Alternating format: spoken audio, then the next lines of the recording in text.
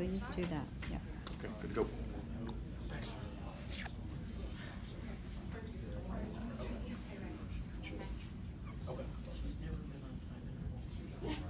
Good afternoon. I am Senator Jennifer Boysko, representing the 33rd Senate District, which encompasses eastern Loudoun County from Leesburg to Sterling and westernmost parts of Fairfax County.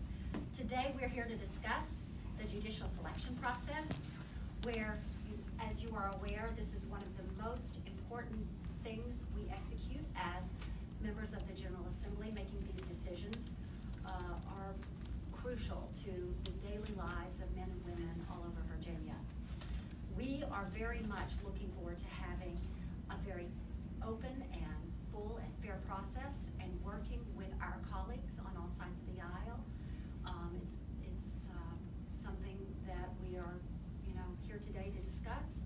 I have with me the Lieutenant Governor, Justin Fairfax, who is going to make some remarks. Thank you all for being here. We appreciate your interest in this very important issue. Thank you so much, Senator Boysko. Thank you all for being here today. And I want to thank my colleagues at House and Senate for their great leadership on this critical issue. We're here today to call for fairness, transparency, and diversity in our justice system, specifically today with regard to the appointment of judges. It came to our attention that in the 20th Judicial Circuit, there was a process that we believe was not transparent, was not open, and was not fair. And we also believe that this problem exists in other parts of the Commonwealth of Virginia. But today, as regards the seat in Loudoun County for the Circuit Court, we are calling on leadership in the Senate and in the House and on our colleagues to make sure that everyone is treated fairly, that we promote diversity in our judiciary. We note that in Loudoun County, which is 42% minority population, there has never been a minority judge appointed to any of the Loudoun County courts. And in 2019, that is unacceptable.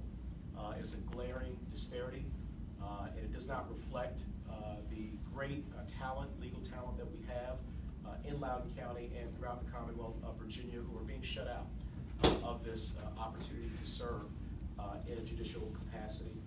And so I am very proud of my colleagues here for standing up with courage and with one voice. This is an issue that I have fought for many years, even before being elected Lieutenant Governor of the Commonwealth of Virginia. I helped found an organization called the Virginia Coalition for Racial Diversity in the Justice System. And we wanted more racial diversity among our judges, our prosecutors, our public defenders, and at every level of our justice system. We believe that will create more trust in our system. Having a diversity reflects the population. It will enhance the administration of justice, bring more perspectives to the table, and it will create opportunity where opportunity previously had not existed. And so I look forward to all of the members of the House and of the Senate focusing in on this critical issue, creating and promoting more diversity in our justice system.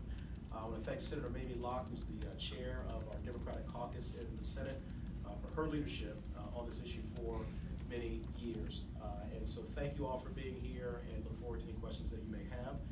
With that, I would like to introduce to you a great leader, someone who has really focused on this issue and on the critical issues that face our families here in the Commonwealth of Virginia, Delegate John Bell. Thank you all very much. Thank you, Mr. Lieutenant Governor. My good friend, appreciate everybody being here today. This is really important to all of us. We call for an open and fair and transparent process. We had this past weekend, and my colleague Delegate Reid talked about this in more detail, an open hearing. And not every candidate participated in that hearing. And unfortunately, it wasn't a bipartisan operation the way it should have been. We need to have a bipartisan selection. And we need to have a selection that's open and transparent. So then the best candidates in Virginia will desire to serve on our bench because they'll know they have a chance to be selected if they step forward. But not having an open and fair process where members of the delegation who are with me today and the others who couldn't be here are not participating, we're disenfranchising thousands of voters, thousands of constituents. At our hearing, there were 7 of us available. If our voices aren't heard on behalf of our constituents, those 7 represent 800,000 people. To disenfranchise everyone there is just a tremendous wrong. So I call on everyone to be fair, to be open, and to make sure the candidates who step forward, who put themselves out to serve for our benefit in a very difficult job, know that they're going to have a fair process. They know that they're going to get a fair chance for these very, very important positions. Thank you so much. Now we'll turn over to my colleague, Delegate David Reid. Thank you, Delegate Bell, and thank you everyone for being here today. I am David Reid, and I represent the 32nd District, which is the eastern part of Loudoun County. What I want to do before I wrap up and turn this back over to Senator Boysko is just to give you an idea of what went on as far as the selection process is concerned, because we did try to establish and follow a fairly rigorous process to give everyone an opportunity to be fairly considered. And so just to give you an idea, the whole point behind this is that we should have unbiased and nonpartisan selection of our judicial candidates, because that's part of the cornerstone of our democracy, of our foundational democracy. And this started when there was actually an opening that was identified for us, and the Loudoun Bar Association then actually put out a call to all of the attorneys within all 3 jurisdictions of the 20th Circuit Court, which includes Loudoun, Rappahannock, and Fauquier County. So everyone had an opportunity to be evaluated by the Loudoun Bar Association, the Minority Bar Associations, and the Women Attorney Association. 5 candidates started the process, and then there were 2 that came out of the process that got recommendations. There was 1 individual who chose not to participate in the process. We had a public hearing of the Loudon delegation where, as Delegate Bell indicated, all of the entire delegation was invited because we really did want to adhere to the idea of this being a nonpartisan review of the applicants. We then had this open to the public, so the public could then actually see that this was a transparent, open, and fair process. We spent about an hour actually interviewing those candidates and hearing from the Loudoun Bar Association about how this was done, how they did their evaluation, and then we went and we met privately to discuss the benefits and the values of each one of the candidates, and then we put forward the one who think we would be best capable and qualified to be able to represent Loudon and the 20th Circuit Court on that particular judgeship. So that's the process that we went through. And from what I understand, this is one of the first times that this has ever been done for Loudon. But what we're trying to do is we're trying to establish a repeatable process that can be used so that when other judicial candidates come forward, either for the judicial court or for the district court, that there is a repeatable process that we can use. And as Delegate Bell said, everyone knows what they're getting into as they move forward. And it's a fair, open, transparent process. So that's just to give you an idea of what we have tried to achieve here. And we would hope that our colleagues here in the General Assembly would respect that process and be able to give the candidate that we put forward a full and fair hearing. So thank you very much, and I'll turn it back to Senator Boysko. I want to thank you all for taking the time to come and listen to us today. We, again, are optimistic that we are going to have a full and complete process with our colleagues in the House and in the Senate. Looking forward to working across the aisle with everyone to make sure that this process really looks at all of the qualified candidates and gives everybody a fair opportunity to be considered. That will be the end of our interview today, and thank you so much for your time. Oh, yes. Yep. Excuse me. I almost left out our NAACP chairperson, President Pastor Michelle Thomas. Excuse me.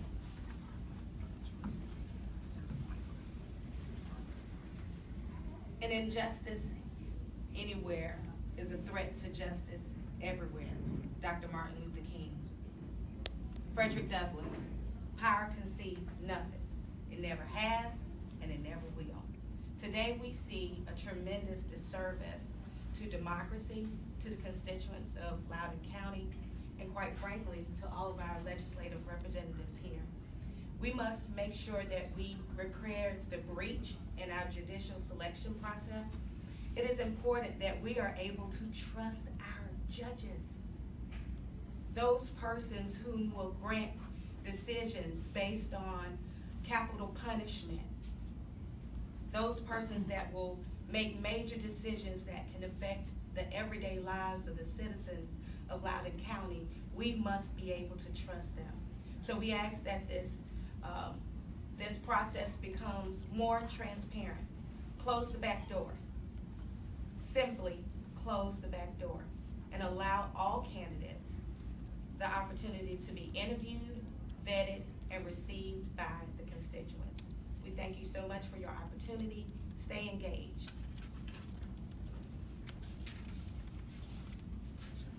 I just wanted to acknowledge the presence of immediate past president of Loudoun County NAACP, Phil Thompson, and thank him for his leadership. And Pastor Michelle, thank you for all that you do for us here in the Commonwealth of Virginia to fight for justice. So thank you all so much for having us, and we really appreciate your attention to this matter.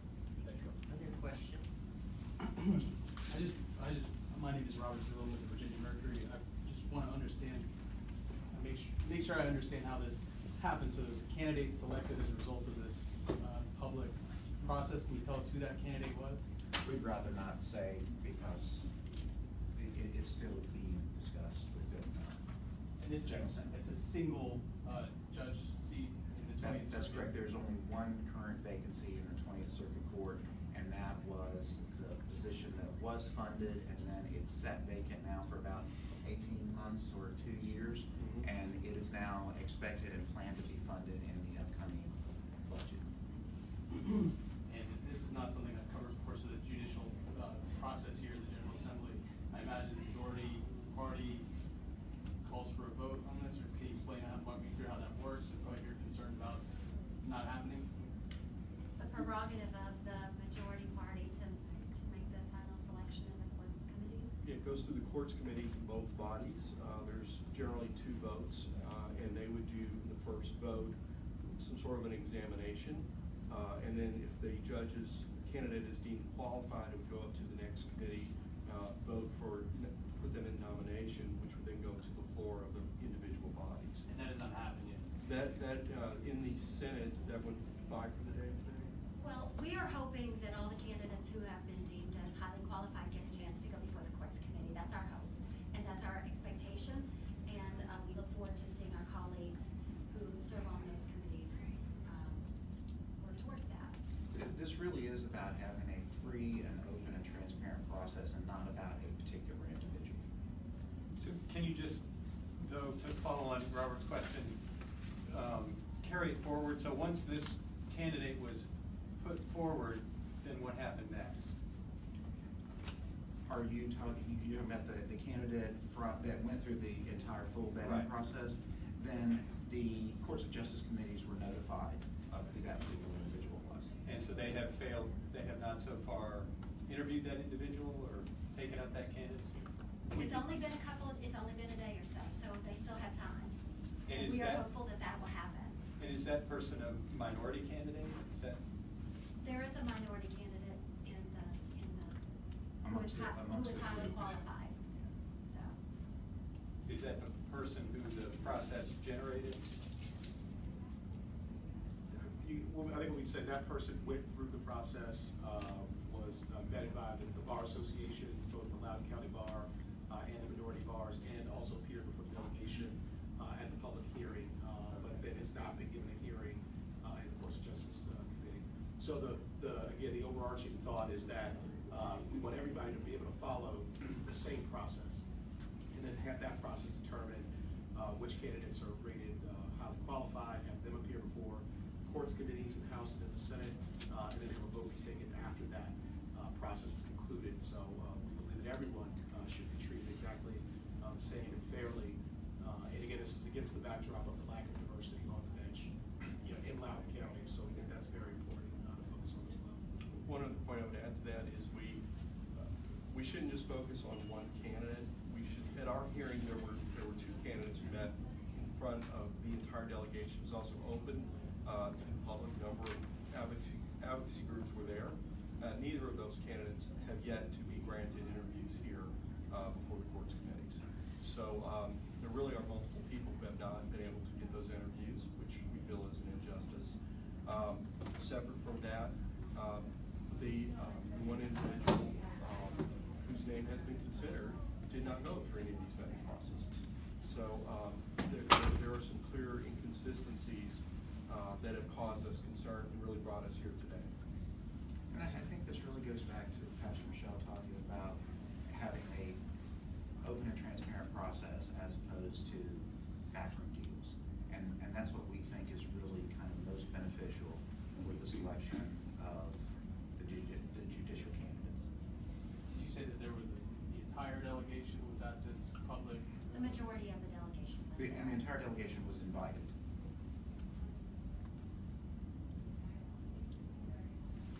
Was there agreement though, Republican, Democrat, that this is the process we'll use to kind of put forward a name?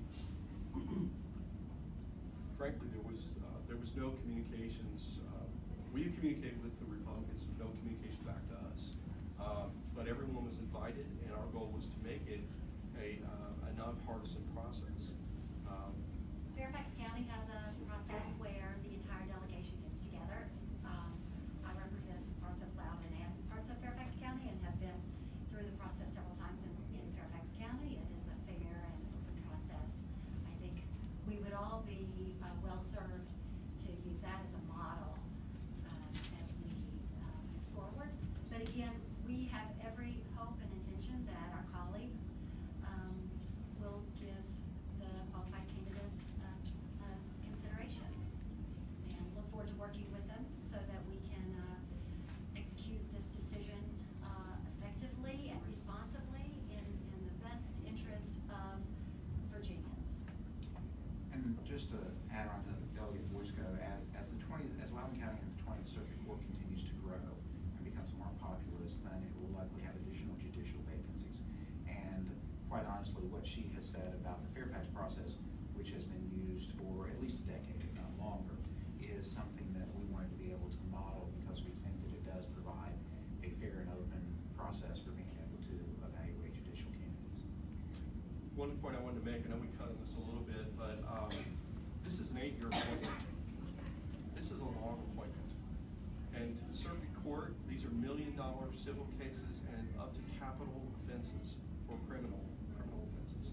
So this is a really important job. And frankly, I think that backs up. We're asking for this open and fair process because of the level of responsibilities placed on the person on the bench. It should be without reproach, and the public should have trust in that name of the person who's there.